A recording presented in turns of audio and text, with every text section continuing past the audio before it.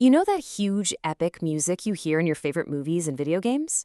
What if I told you its great-great-grandparent is hundreds of years old?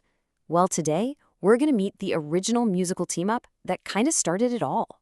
Seriously, think about it for a second. That moment in a movie when everything goes into slow motion, or the final boss battle in a game. Ever stop and wonder what makes that music sound so absolutely massive? You know exactly the feeling I'm talking about, right?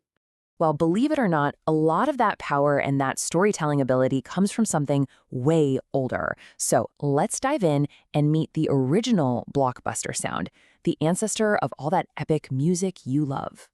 Okay, so it's called an oratorio. Yeah, I know the word sounds a little fancy, a little formal, but just think of it like this. It's a movie where the soundtrack has to do everything. It has to tell the story, build the entire world, and make you feel all the emotions, but with just music and voices.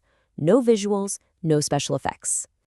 Now, to pull something like that off, you need an all-star team. So let's meet the players. First up, you've got your soloists. These are your main characters, your star players. Then you have the choir. That's the power crew. And finally, the orchestra. They're the world builders. Each one has a super important job to do. So let's start with our main characters. Every great story, every great team needs its stars, right? Well, in an oratorio, those are the soloists. These singers are literally the protagonists of the story. They take on the roles of specific people, the hero, the villain, maybe even the narrator who's guiding you through the whole adventure. They're the ones pushing the plot forward. And just like characters in a game, soloists have two different special moves they can use. On one side, you've got the aria. Think of this as their ultimate ability. The action pauses and they unleash this super emotional song all about their deepest feelings. But then you've got the recitative. This is more like the dialogue in a cutscene. It's fast, it sounds more like talking, and its main job is to get you the key info so the story can keep moving. Okay, but a hero can't do everything alone. They need backup. They need a crowd. And that brings us to our next player on the team, the real power crew, the choir. So if the soloists are your main characters, the choir is pretty much everyone else. They're like the roaring crowd in a stadium or all the background characters in a video game town reacting to what's happening. They comment on the action, and they represent the voice of a whole community. They're the ones who make it feel huge. And the choir has different formations it can use for different effects. You've got unison. That's when everyone sings the exact same thing together. Just imagine a massive crowd chanting at a game. It's pure, focused power. But then you have polyphony, and this is where things get really, really cool. It's like different groups are singing their own separate stories at the same time, weaving them all together into this incredible, complex sound. All right, so we've got our heroes and we've got our massive crowd. But where are they? What does their world look like? Well, that's the job of our third and final player, the world builders, the orchestra. The orchestra is basically the level designer for the entire story.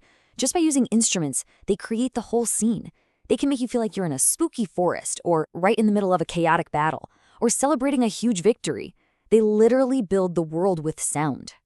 And their toolbox is massive. You've got the strings that can build suspense, the big brass instruments that announce the hero's arrival, the woodwinds adding little details, and the percussion driving the action. But their biggest job is this crazy balancing act. They have to be powerful enough to support a giant choir, but also delicate enough to not drown out a single soloist who's having an emotional moment.